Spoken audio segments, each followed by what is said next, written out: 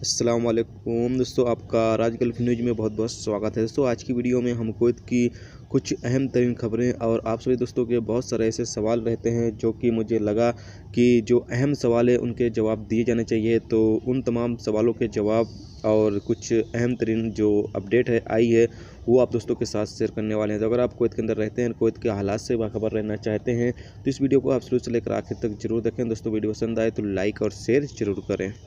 आप तमाम दोस्तों की तरफ से जो पहला सवाल बहुत ही ज़्यादा पूछा जाता है वो आउट पास को लेकर पूछा जाता है कि भाई आउट पास कब आ रहा है। दोस्तों, आप सभी से कहना चाहते हैं कि अभी आउट पास कब आ रहा है कब नहीं आएगा, इस हवाले से कोई भी अपडेट नहीं आ रही है। मैं खुद जो इंडियन एम्बेसी की वेबसाइट है वहाँ पर जाकर विजिट करते रहता हूँ ताकि इस बारे में कुछ भी अपडेट आए तो मैं आप सभी दोस्तों के साथ शेयर कर सकूँ। लेकिन इस हवाले से कोई भी अपडेट नहीं आ रही है कि कब टाइम दे रही है कुवैत की जो हुकूमत है या इंडियन एम्बेसी कब टाइम दे रही है नहीं दे रही है। इस हवाले से कोई भी अपडेट नहीं आ रही है। तो आपसे दोस्त भी कोशिश ये करें कि इंडियन एम्बेसी जो है वहाँ पर जाकर खुद जाकर दरियाफ्त करें, क्योंकि मैं वहाँ पर मौजूद नहीं हूँ, मैं सऊदी अरब के अंदर हूँ तो मैं जो एम्बेसी है वहाँ पर नहीं जा सकता हूँ। तो आप खुद कोशिश करें कि इंडियन एम्बेसी जाएँ, वहाँ पर पता करें तो आपको बेहतर जो है वो जानकारी मिल सकेगी। और मैं खुद विजिट करते रहता हूँ जो इंडियन एम्बेसी की वेबसाइट है, क्योंकि कोई भी अपडेट होगी तो वहाँ पर आती रहती हैं। तो अगर कोई भी अपडेट आएगी तो इंशाल्लाह वो आप दोस्तों के साथ शेयर जरूर करेंगे। अगला जो सवाल आप सभी दोस्तों की तरफ से पूछा जाता है वो सवाल ये पूछा जाता है कि भाई अगर हम किसी कंपनी में काम करते हैं तो हम कितने टाइम के बाद किसी दूसरी कंपनी में जो है वो ट्रांसफ़र ले सकते हैं, यानी 1 साल काम करने के बाद या 2 साल या 3 साल के बाद। तो दोस्तों, आप सभी को पता चले कि जो कुवैत का लेबर लॉ का कानून है उसके मुताबिक आपको 3 साल किसी भी कंपनी में अगर आप आए हो,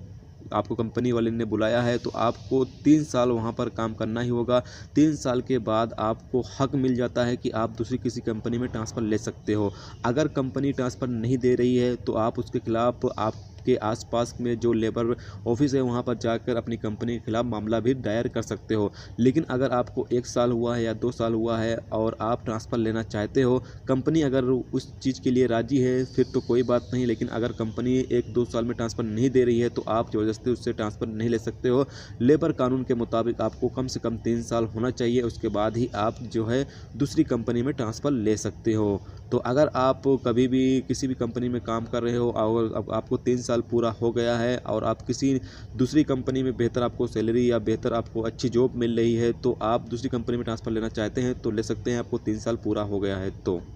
ये अपडेट ये है कि कुवैत में लगभग 10,000 फ़िलिपीनी वर्करों को 2020 के तिमाही के दौरान यानी 3 महीने के दौरान कुवैत में आना था, लेकिन फ़िलिपीनी हुकूमत के ज़रिए लगाई गई पाबंदी के वजह से अब ये तमाम वर्कर जो हैं वो काम करने के लिए कुवैत नहीं आ सकते हैं।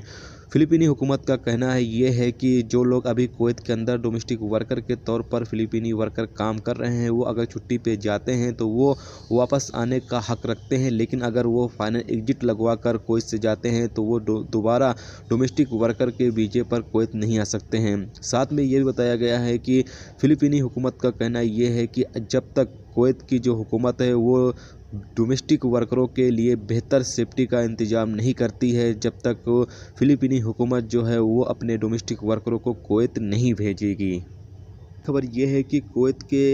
हुकूमत ने आने वाले 10 महीनों के लिए सामान यानी कि खाने पीने के सामान या दूसरे ज़रूरतों को सामान को इकट्ठा करना शुरू कर दिया, यानी स्टॉक करना शुरू कर दिया है, ताकि कभी भी मुस्तकबिल में आने वाली कोई भी मुसीबतों से निपटा जा सके। मिसाल के तौर पर अभी जैसा कि आप सभी को पता ही है कि ईरान और अमेरिका के बीच जो लड़ाई छिड़ी हुई है, तो अगर ये कभी खुदा न खास्ता बड़ी हो जाती है जिससे कि कुवैत में आगे चलकर किसी भी तरह कोई भी जो सामान वगैरह है वो हासिल नहीं होता है, तो इसीलिए कुवैत हुकूमत जो है वो पहले से ही सामान स्टॉक कर रही है ताकि कुवैत में रहने वाले कुवैती शहरी या फिर जो गैर मुल्की हैं उनको आने वाले टाइम में किसी भी तरह कोई भी प्रॉब्लम का सामना ना करना पड़े।